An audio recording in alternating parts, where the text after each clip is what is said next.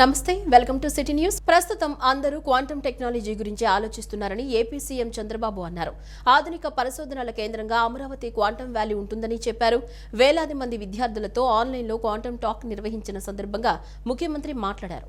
అన్ని రంగాల్లోనూ quantum computing పనిచేయబోతుందని CM Chandrababu పేర్కొన్నారు. అమరావతిలో నిర్వహించిన quantum talk by CM CBN కార్యక్రమంలో ముఖ్యమంత్రి చంద్రబాబు నాయుడు విద్యార్థులను ఉద్దేశించి ప్రసంగిస్తూ రాష్ట్రాన్ని సాంకేతిక రంగంలో అగ్రగామిగా నిలిపేందుకు తన విజన్ను వివరించారు. 25 ఏళ్ల క్రితం ఐటీ విజన్తో విప్లవాత్మక నిర్ణయాలు తీసుకున్నామని, ఇప్పుడు అమెరికాలోని సిలికాన్ వ్యాలీ తరహాలో అమరావతిని క్వాంటం వ్యాలీగా తీర్చిదిద్దుతామని ఆయన ప్రకటించారు.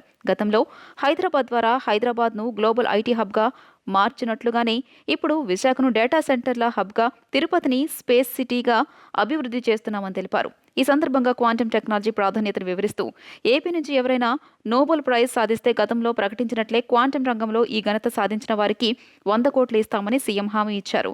క్వాంటం అప్లికేషన్ల ద్వారా వ్యక్తిగత ఔషధాలు, ప్రివెంటివ్ మరియు క్యూరేటివ్ హెల్త్లో విప్లవాత్మక మార్పులు వస్తాయని, సామర్థ్యం మరియు ఖచ్చితత్వాన్ని పెంచవచ్చని పేర్కొన్నారు. ఏపీ ఇప్పుడు టెక్నాలజీలో సారథ్యం వహిస్తోందని, ఎవరిని అనుసరించదని స్పష్టం చేస్తూ వచ్చే 2 ఏళ్లలో అమరావతి నుంచే క్వాంటం కంప్యూటింగ్ పరికరాలను ఉత్పత్తి చేసి ప్రపంచానికి అందిస్తామన్నారు. క్వాంటం నిపుణులను తయారు చేసేందుకు ప్రభుత్వం సిద్ధం చేసిన స్కిల్ రోడ్ మ్యాప్ ద్వారా 1,00,000 మంది నిపుణులను తయారు చేయడమే లక్ష్యమని నవంబర్ 13న ఇచ్చిన ప్రకటనకు ఇప్పటికే 54,000 మంది రిజిస్ట్రేషన్ చేసుకున్నారని ఆయన వెల్లడించారు. క్వాంటం అల్గారిథమ్స్ నేర్చుకోవడం ద్వారా విద్యార్థుల భవిష్యత్తులో అద్భుతమైన ఫలితాలను సాధించాలని, అమరావతి క్వాంటం వ్యాలీ ఒక గొప్ప ఎకోసిస్టమ్గా మారుతుందని ముఖ్యమంత్రి విద్యార్థులకు దిశానిర్దేశం చేశారు. I have given my vision for future. Now anything, anybody you want to plan, you can achieve it. Not think traditionally. Knowledge-wise, you have to get global knowledge and global technologies, innovate further, that is the future. Or otherwise, you think small way, you will be there only. Products is future, not programming. Program is only livelihood. Now we have to go different ways in thinking everything out of box thinking, I can say. Everybody has to think out of box thinking. Young brains has to ignite your mind power. This is the time.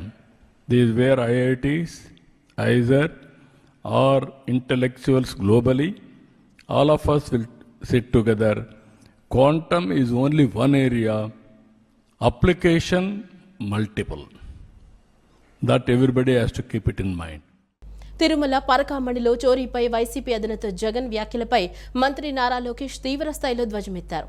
చోరీపై Jagan స్పందన ఆయన దోపిడీ స్థాయి తెలుపుతోందని మండిపడ్డారు.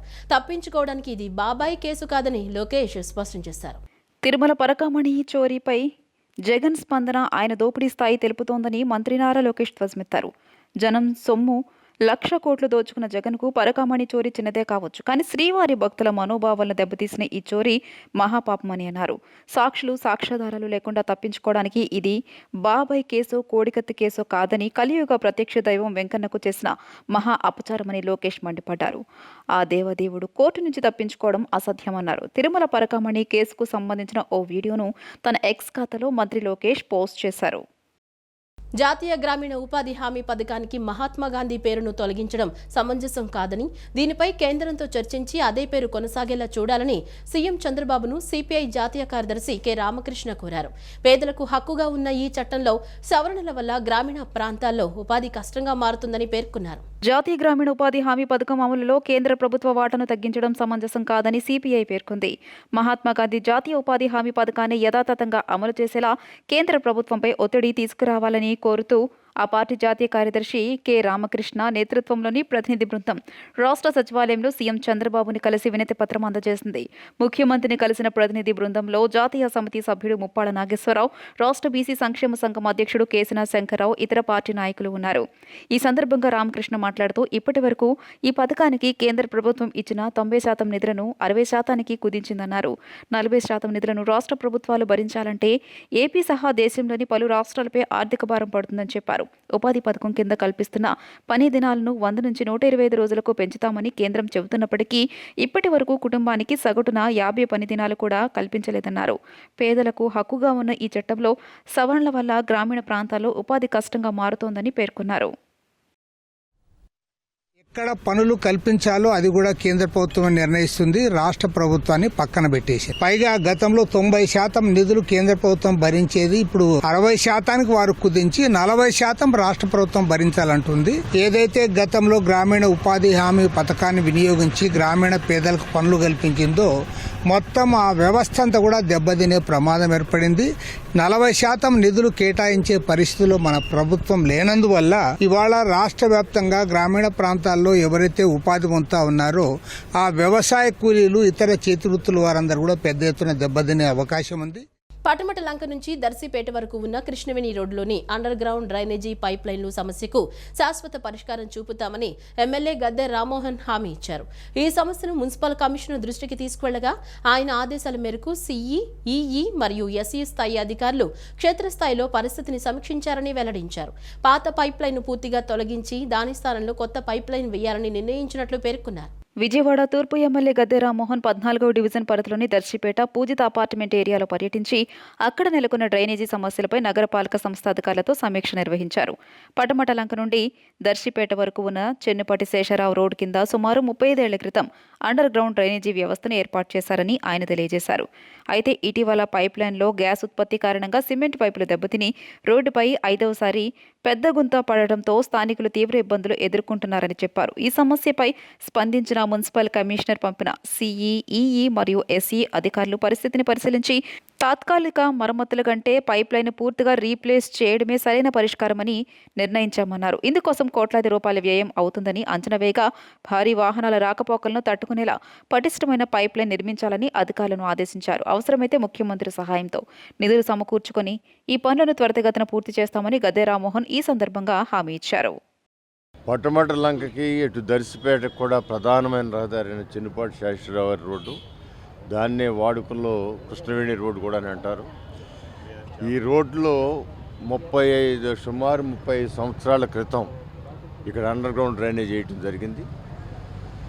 So 30 సంవత్సరాల తర్వాత ఈ మధ్యకాలంలో ఎక్కువగా దాన్ని హోల్స్ పట్టడం, ప్రొడ్యూస్ అయిన గ్యాస్ వలన ఆ సిమెంటు పైపులన్నీ కూడా తినేయటం, వీటి వలన చాలా పర్యాలు ఇబ్బంది వచ్చింది. ఇప్పుడు ఇది 5వసారి హోల్ పట్టడం, రోడ్డు అంతా కూడా పాడవడం జరిగింది. అందుకే నిన్న దీనికి ఇన్నిసార్లు పడుతుంది కాబట్టి స్థానికులు కూడా కొంచెం ఇబ్బంది పడుతున్నారు కాబట్టి నిన్న కమిషనర్ గారి దృష్టికి తీసుకెళ్ళగానే సిఈ గారిని, ఈఈ గారిని, ఎస్సీ గారిని అందరిని కూడా పంపించి దీని జరుగుతున్న హిస్టరీ అంతా కూడా తీసుకుని ఇమీడియట్గా కావలసిన ఏర్పాట్లన్నీ కూడా పరిశీలించమని చెప్పడం జరిగింది. ఈరోజు నేను, కార్పొరేటర్ గారు, అదేవిధంగా అధికారులందరూ కూడా కలిసి దీన్ని ఇమీడియట్ మొత్తం కూడా రీప్లేస్ చేయాలి, దానికంటే వేరే మార్గం లేదని చెప్పి అధికారులు కూడా నిర్ణయించుకున్నారు. దాని మీద ఎస్టిమేషన్ వేసి దానికి కోట్లాది రూపాయలు ఖర్చు అవుద్ది. బట్ ఆ కోట్లాది రూపాయలు కూడా ఎస్టిమేషన్ వేసి ఇమీడియట్గా దాన్ని రీప్లేస్ చేసి స్థానికులు, ఎందుకంటే పటమట లంక అనేది ఒక హిస్టారికల్ ప్లేసు, దానికి దారి కూడా లంక అన్నట్టుగానే చుట్టుపక్కల దారులన్నీ కూడా ఎక్కువగా మూసుకుపోవడం జరిగింది. ఈ రోడ్డు కూడా మూసుకుపోతే వాళ్ళకి అగమ్యగోచరంగా ఉంటుంది. ఎందుకంటే ట్రాఫిక్ చూస్తూ ఉన్నాం, మనం ఉన్న నిమిషంలోనే అనేకమైన వెహికల్స్ వెళ్ళడం జరుగుతూ ఉంది. హెవీ వెహికల్స్ కూడా దీని మీద వెళ్ళటం జరుగుతూ ఉంది. అందుకే హెవీ వెహికల్స్ రేపు జరిగే నిర్మాణంలో హెవీ వెహికల్స్ సైతం వెళ్ళినా కూడా ఇబ్బంది పడకుండా ఉండే విధంగా పైప్ లైన్ వేయడానికి నిర్ణయం తీసుకోవడం జరిగింది. త్వరలోనే వీలైన తొందరగా అవసరమైతే ముఖ్యమంత్రి గారి సహాయం కూడా తీసుకుని వీలైన త్వరగా దాన్ని పూర్తి చేయడానికి కూడా ప్రయత్నం చేస్తాం. దాదాపుగా 28 ఏళ్ళు 30 ఏళ్ళు అయిపోయింది. ఆ లైన్ మార్చమని మేము మొన్న ఎమ్మెల్యే గారి దగ్గర కూడా నిన్న చూపించడం జరిగింది. ఎమ్మెల్యే గారు కూడా ఇమీడియట్గా స్పందించి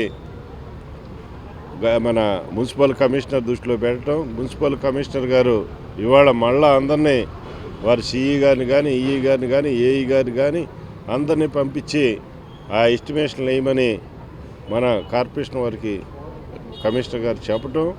మరి ఈరోజు ఈ లైన్ పొద్దాక ఇబ్బంది పెడుతుంది కాబట్టి త్వరగా అవజేసి ఏదైతే ఈ పడమట లంక ప్రాంతం కానీ, అలాగే పకిరిగూడెం ప్రాంతం కానీ, బృందావన కాలనీ ప్రాంతం నుంచి కూడా మురుగిటే వెళ్ళిద్ది కాబట్టి దీని అందరినీ తొందరగా చేసి ప్రజలకు అసౌకర్యం లేకుండా చూడవలసిందిగా కోరుచు. ముఖ్యమంత్రి చంద్రబాబు ఆహ్వానం మేరకు ఒడిశా గవర్నర్ కంబంపాటి హరిబాబు సోమవారం ఉండవల్లిలోని ఆయన నివాసానికి వెళ్లారు.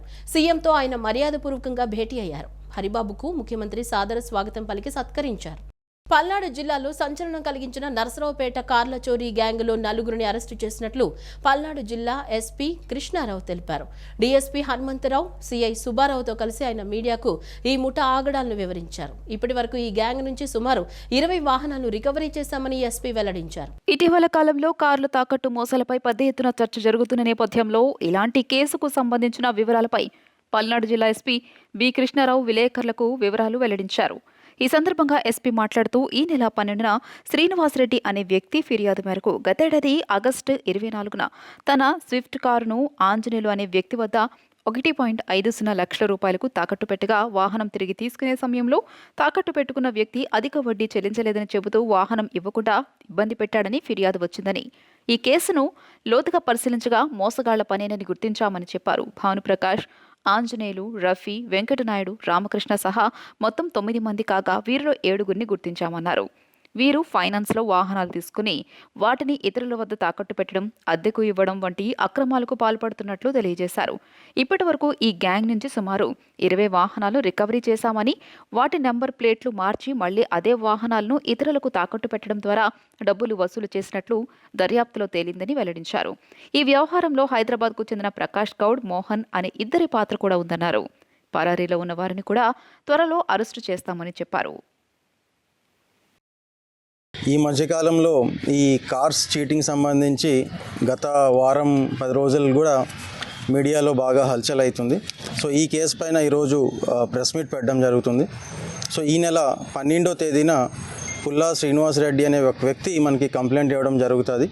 ఆయన లాస్ట్ ఇయర్ ఆగస్ట్ 2024లో ఆయన ఒక స్విఫ్ట్ వెహికల్ మనకి ఆంజనేయులు అనే ఒక వ్యక్తి దగ్గర ఆయన తాకట్టు పెడతారు సుమారు 1.5 లక్షల రూపాయలకి. సో ఆ వెహికల్ని మళ్ళీ తిరిగి తీసుకునే క్రమంలో ఆ పర్సన్ అధిక వడ్డీ ఇంకా ఆ ఇచ్చిన అమౌంట్ సరిపోలేదు అని చెప్పి మళ్ళీ ఇచ్చిన వెహికల్ తిరిగి ఇవ్వడం జరగదు అని చెప్పి బెదిరించడం కూడా జరుగుతుంది. సో ఇలా మనకి ఈ యొక్క కోణంలో లోతుగా మనం పరిశీలినట్లయితే ఇదంతా కూడా ఒక గ్రూప్ ఆఫ్ పీపుల్ ఈ ఒక అఫెన్స్ని పార్టిసిపేట్ చేసినట్టు మనకు తెలుస్తూ ఉన్నది. సో దీంట్లో మనకి మెయిన్ అక్యూజ్డ్గా భానుప్రకాష్, తర్వాత ఆంజనేయులు, తర్వాత రఫీ, అలాగే వెంకటనాయుడు అండ్ మరికొంతమంది రామకృష్ణ, వర్మ వీళ్ళందరూ కూడా దీంట్లో పాల్పంచినట్లు మనకు తెలుస్తూ ఉన్నది. సో దీనిపైన మనం ప్రత్యేకంగా టీమ్స్ ఫామ్ చేసి ఈ యొక్క ఎంటైర్ ఒక గ్రూప్ ఒక యాక్టివిటీస్ని మనం పరిశీలించి మొత్తం 20 vehicles including the vehicles in which they were travelling మొత్తం 20 వెహికల్స్ మనం రికవరీ చేయడం జరుగుతూ ఉన్నది. సో ఎంటైర్గా మనకి దీంట్లో 9 మంది ముద్దాలుగా మనం గుర్తించడం జరిగింది. సో దీంట్లో ఈ 7 పర్సన్స్ కాకుండా మరొక 2 పర్సన్స్ మనకి ప్రకాష్ గౌడ్ అండ్ మోహన్ అని చెప్పి హైదరాబాద్లో ఉంటారు. వీళ్ళు కూడా ఏం చేస్తారు అంటే ఈ స్క్రాప్లో ఏవైతే వెహికల్స్ మనకి వెళ్తూ ఉంటాయో ఆ ఒక నంబర్ ప్లేట్స్ డాక్యుమెంటేషన్ కూడా వాళ్ళు కలెక్ట్ చేసుకొని అది వీళ్ళకి వర్మ అనే ఒక వ్యక్తి ద్వారాగా వీళ్ళకి అమ్మడం జరుగుతూ ఉంటుంది. సో ఈ విధంగా ఈ ఎంటైర్ గ్యాంగ్ ఈ యొక్క వెహికల్స్ని ఫినాన్స్ మీద తీసుకున్న వెహికల్స్ కావచ్చు, తాకట్టుకు తీసుకున్న వెహికల్స్ కావచ్చు, అవన్నీ కూడా మళ్ళీ వేరే నంబర్ ప్లేట్స్తో తిప్పడం, ఆ వచ్చిన అమౌంట్స్తో వీళ్ళందరూ కూడా వాళ్ళ యొక్క వైసెస్ని బేసికలీ డ్రింకింగ్ కావచ్చు లేకపోతే ఎంజాయ్ చేయడం కోసం ఎక్కువ పాల్పడుతూ ఉన్నారు. సో ఎంటైర్ గ్యాంగ్ని బాగా లోతుగా పరిశీలించి ఈరోజు పట్టుకోవడం జరిగింది. మహాత్మా గాంధీ జాతీయ గ్రామీణ ఉపాధి హామీ పథకంలో మహాత్మా గాంధీ పేరు తొలగించడం ఏమాత్రం సమంజసం కాదని, దీన్ని కాంగ్రెస్ పార్టీ తీవ్రంగా ఖండిస్తోందని ఆల్ ఇండియా కాంగ్రెస్ కమిటీ కార్యదర్శి జరిత అన్నారు. విజయవాడ పర్యటనకు వచ్చిన ఆమె ఆంధ్రరత్న భవన్లో ఏర్పాటు చేసిన మీడియా సమావేశంలో మాట్లాడారు. నేషనల్ హెరాల్డ్ కేసులో సోనియా, రాహుల్ గాంధీలపై మోదీ పెట్టిన కేసులను కోర్టు కొట్టేసిన విషయాన్ని ప్రస్తావించారు. 2005 నుంచి 13 కోట్ల మందికి గ్రామీణ ఉపాధి హామీ పథకం ద్వారా ఉపాధి లభిస్తుందన్నారు. అనేక పథకాలకు పేర్లను మార్చి ప్రచారం చేస్తున్నారని, ఇది రాష్ట్రాలపై భారం పడుతుందని ఆమె విమర్శించారు.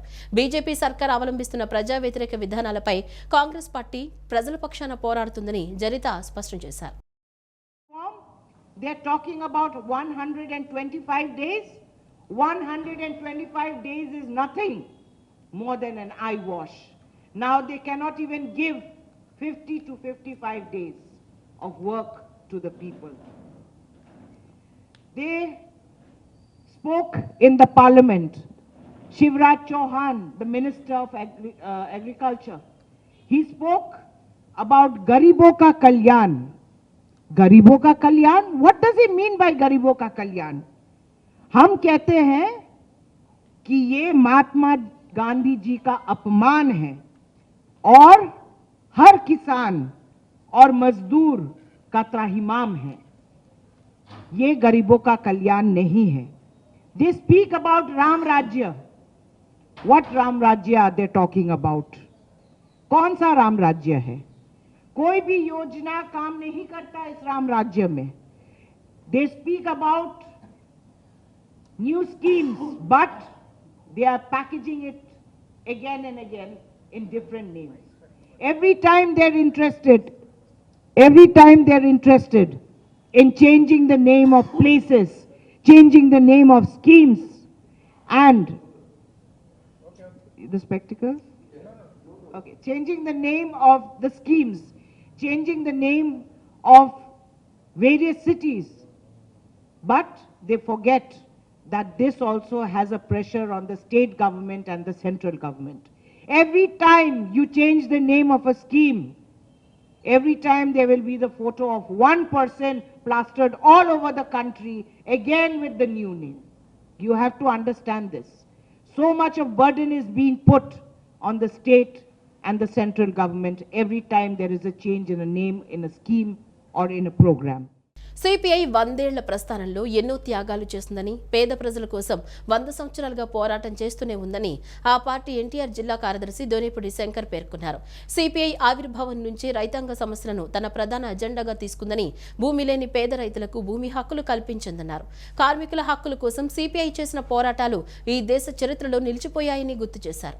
భారత కమ్యూనిస్టు పార్టీ 100 సంవత్సరాలు పూర్తి చేసుకున్న సందర్భంగా జగ్గయ్యపేట పట్టణంలో భారీ బైక్ ర్యాలీ నిర్వహించారు. మొదటిగా పిల్లలమర్రి భవన్లో పతాకావిష్కరణ చేసి మాజీ ఎమ్మెల్యే దివంగత కామ్రేడ్ పిల్లలమర్రి వెంకటేశ్వర్లు, కామ్రేడ్ మహమ్మద్ మన్సూర్కు ఘన నివాళులు అర్పించారు.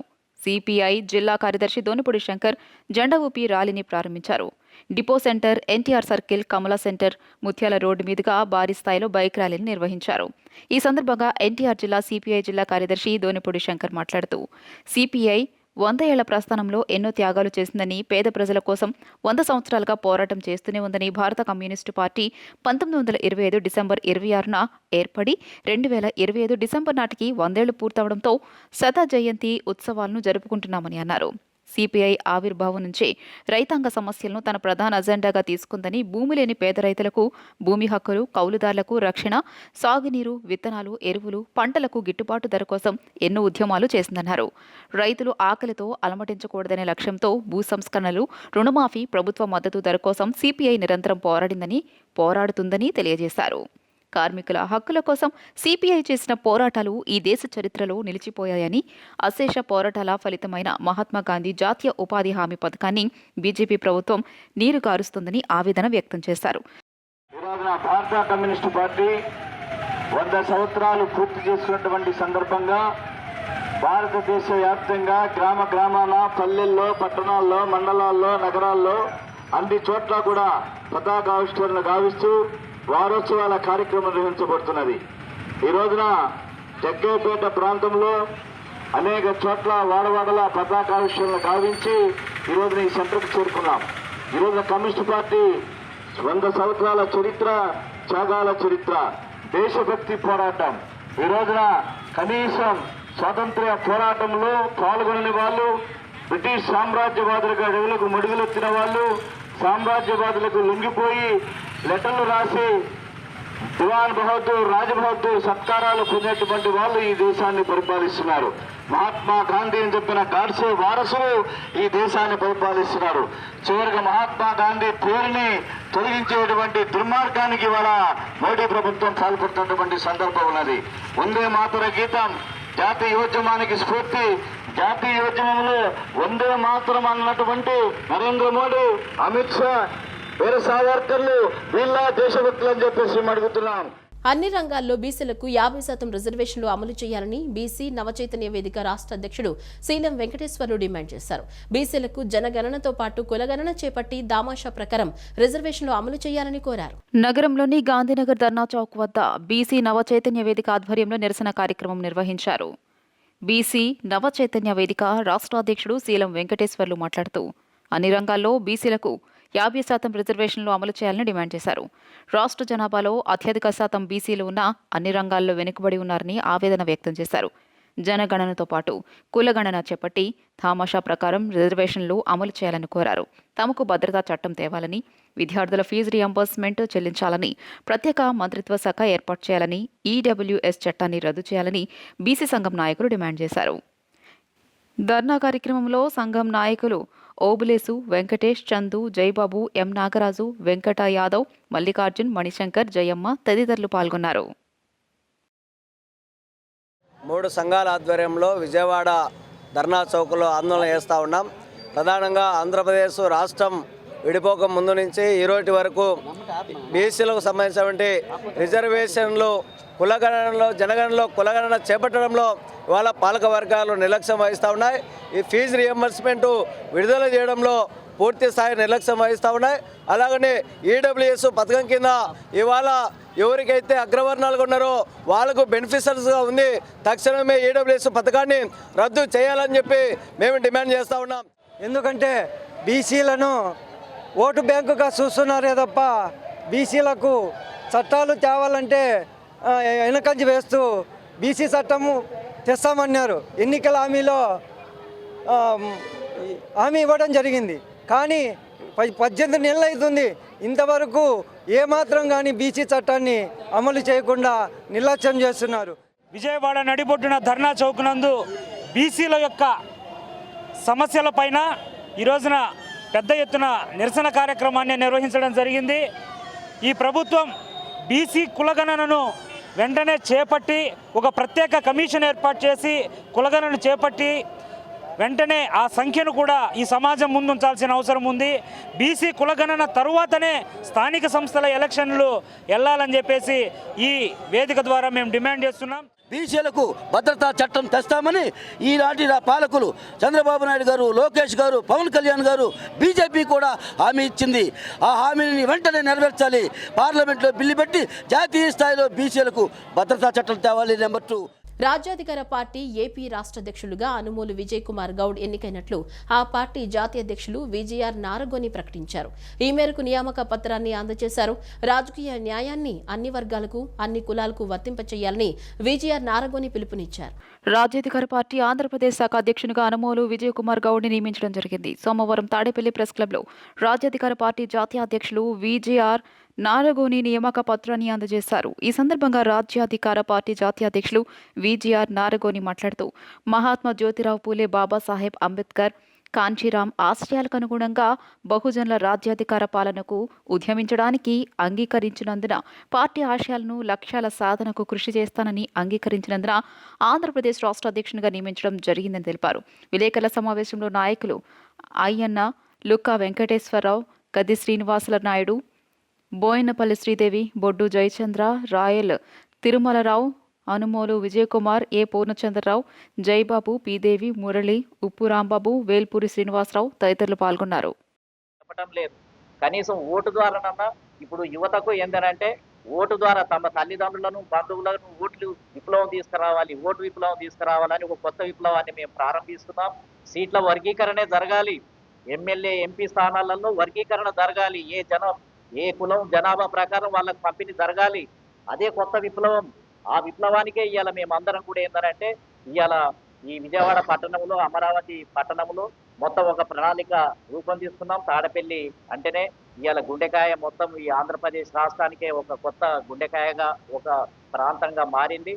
దాన్ని వేదిక చేసుకుని త్వరలోనే అన్ని సంఘాలు, అన్ని ప్రాంతాలతోటి మేమేమి ఇతర వర్గాలకు వ్యతిరేకం కాదు. అగ్రకులాల జనాభా ప్రకారం వాళ్ళు ఎమ్మెల్యేలు కానివ్వమనండి, ఒకసారి ముఖ్యమంత్రులు కానివ్వండి, 2 సార్లన్నా కానివ్వండి. కానీ ఏదో ఒక రోజు బీసీలకు, ఎస్సీలకు అవకాశం ఇవ్వాలి కదా. ఇది గొడ్డుపోయిందా? ఇంతమంది చదువుకుంటున్నారు, ఇంత అభివృద్ధి చెందింది, ఇంత కంప్యూటరైజ్డ్ అయింది, ఇంత సాంకేతిక పరిజ్ఞానం ఉంది. ఈ కాలంలో కూడా యావత్తు ప్రజలను మేము దూరంగానే ఉంచుతాము, వాళ్ళు బానిసలుగా ఉండాలి, వాళ్ళు ముఖ్యమంత్రులు కావద్దు అనేది ఏం ప్రజాస్వామ్యం? ఉప ముఖ్యమంత్రి పవన్ కళ్యాణ్ వ్యవహార శైలిపై మాట తీరుపై జై భీమ్రావు భారత్ పార్టీ అధ్యక్షులు జడ శ్రవణ్ కుమార్ మండిపడ్డారు. తోలు తీస్తాం, మక్కలు విరగ్గొడతాం వంటి పరుషత్ పదజాలాన్ని వాడడం మానుకోవాలని హితవు పలికారు. రాష్ట్రంలో అనధికారికంగా ఆక్రమించిన ఫారెస్ట్ ల్యాండ్ తిరిగి స్వాధీనం చేసుకోగలరా అని ప్రశ్నించారు. మంత్రిగా ధర్మాన్ని కాపాడతానంటూ చెప్పిన పవన్ కళ్యాణ్ లక్షల కోట్ల విలువైన ఫారెస్ట్ ల్యాండ్ కబ్జాకు గురైతే వాటి మీద చర్యలు తీసుకోలేదన్నారు. చిత్తూరు జిల్లాలో కల్కి ఆశ్రమంతో పాటు అనేక చోట్ల ఫారెస్ట్ భూమి కబ్జాకు గురైందన్నారు. ఆధారాలు కావాలంటే తానిస్తామన్నారు. ఆక్రమణదారులపై చర్యలు తీసుకోవాలన్నారు. అధికారంలోకి రాకముందు డబ్బులు తీసుకుని ప్రశ్నించారని, అధికారంలోకి వచ్చాక డబ్బులు తీసుకుని ప్రశ్నించకుండా ఉండటం ఒక పవన్ కళ్యాణ్ కి చెల్లుతుందన్నారు. ప్రెస్ మీట్ పెట్టడానికి ఒక ప్రధాన కారణం ఏంటి అంటే, మక్కిలు ఎరక్కొడతాను, తోలు తీస్తాను, తొక్క తీస్తాను, గొంత మీద కాలేసి తొక్కుతాను అనే పదాలు ఒక ఉప ముఖ్యమంత్రి నోట్లో నుంచి రావటం మంచిది కాదు అని చెప్పటానికి chief minister post please mind it. మీ ఇష్టం వచ్చినట్టు మాట్లాడితే కుదరదు. మాలాంటి వాళ్ళు ఉంటారు, పట్టుకుంటారు, ఖచ్చితంగా మాట్లాడతారు. మీరు తోలు తీస్తారో తొక్క తీస్తారో అనే పదాలు నేను వాడలేను, కానీ ప్రజాస్వామ్యబద్ధంగా ఖచ్చితంగా ప్రశ్నిస్తాం. మా ప్రశ్నతో మీ తోలు అట్టు ఊడిపోద్ది అంతే. నూజివీడు నియోజకవర్గంలోని పోతవరప్పాడులోని మ్యాంగో రిక్రియేషన్ క్లబ్ లో పోలీసులు మెరుపుదాడి చేశారు. పేకాట ఆడుతున్న వ్యక్తులను అదుపులోకి తీసుకుని 135 కార్లను సీజ్ చేసిన సుమారు 32 లక్షల రూపాయలు నగదు స్వాధీనం చేసుకుని కేసు నమోదు చేసి పోలీసులు విచారణ చేపట్టారు. నూజివీడు నియోజకవర్గంలోని పోతవరప్పాడులోని మ్యాంగో రిక్రియేషన్ క్లబ్ లో పోలీసులు మెరుపుదాడి చేశారు. పేకాటలాడుతున్న వ్యక్తులను అదుపులోకి తీసుకుని 135 కార్లను సీజ్ చేసిన సుమారు 32 లక్షల రూపాయలు నగదు స్వాధీనం చేసుకుని కేసు నమోదు చేసి పోలీసులు విచారణ చేపట్టారు. అందులో భాగంగా గత రాత్రి మాంగో బే రిక్రియేషన్ క్లబ్లో పోలీసులు జరిపిన దాడిలో పట్టుబడ్డ 281 మంది పేకాట రాయులను నూజివీడు కోర్టులో సోమవారం అర్ధరాత్రి 12 గంటల 30 నిమిషాలకు పోలీసులు హాజరుపరిచారు. మొత్తం 7 బస్సుల్లో పేకాట రాయులను నూజివీడు కోర్టుకు తరలించగా నూజివీడు కోర్టు వద్ద హైటెన్షన్ వాతావరణం చోటు చేసుకుంది. తమ బంధువులను, నాయకులను విడిపించడానికి భారీగా చేరుకున్న సదరు పేకాట రాయుళ్లకు సంబంధించిన వ్యక్తులు పోలీసులతో వాగ్వివాదానికి దిగారు. ఉగ్రవాదుల తరహాలో మా వాళ్ళని కోర్టుకి తీసుకువెళ్తున్నారని ధ్వజమెత్తారు. డీఎస్పీ నూజివీడు పట్టణ సీఐ సత్య శ్రీనివాస్, రూరల్ ఎస్ఐ జ్యోతి బస్సు వాగ్వాదానికి దిగుతున్న బంధువులను అక్కడి నుంచి పంపించి ప్రశాంత వాతావరణంకు తీసుకొచ్చారు. కోర్టులో 2 గంటల పాటు వాగ్వాదాలు నిన్న అనంతరం న్యాయమూర్తి అర్ధరాత్రి 2 గంటలకు వారికి బెయిల్ మంజూరు చేశారు. రిక్రియేషన్ సొసైటీకి సంబంధించి ఇక్కడ పెద్ద ఎత్తున గ్యాంబ్లింగ్ జరుగుతుందన్న మీద ఒక సమాచారం, ఖచ్చితమైన సమాచారం మీద మేము పోలీసు వారు, మేమంతా మీడియేటర్, మా మధ్యవర్తులు అంతా దీనికి రైడ్ చేయడం జరిగింది. ఈ రైడ్లో దగ్గరికి 150 మంది దాకా ఈ యొక్క ఆటగాళ్ళు ఇక్కడ నుంచి మరి ఆడడం జరుగుతున్నట్టుగా కనబడింది. అలాగే బయట జిల్లాల నుంచి కూడా వచ్చి ఇక్కడ ఈ యొక్క సొసైటీలో ఈ పేకాట అనేది ఆడుతున్నారు. వీళ్ళు ఏంటంటే ఆంధ్రప్రదేశ్ హైకోర్టు ఉత్తర్వులు ఉన్నాయి మాకు, దాన్ని నడపడానికి అని చెప్పి ఒక ఫాల్స్ రూమర్ని క్రియేట్ చేసి దాన్ని ద్వారా ప్లేయర్స్ని రాబట్టుకొని బయట నుంచి దాని ద్వారా లబ్ధి పొందాలనే ఉద్దేశంతో ఈ యొక్క సొసైటీ యొక్క ఆర్గనైజర్స్ ఈ విధంగా చేయడం జరిగింది. ఆ విషయంలో చాలామంది దీంట్లో ముద్దాయిల కింద మరి ఆడుతూ పట్టుబడ్డారు ఈరోజు. ఈ వార్తలు ఇంతటితో సమాప్తం. నమస్కారం.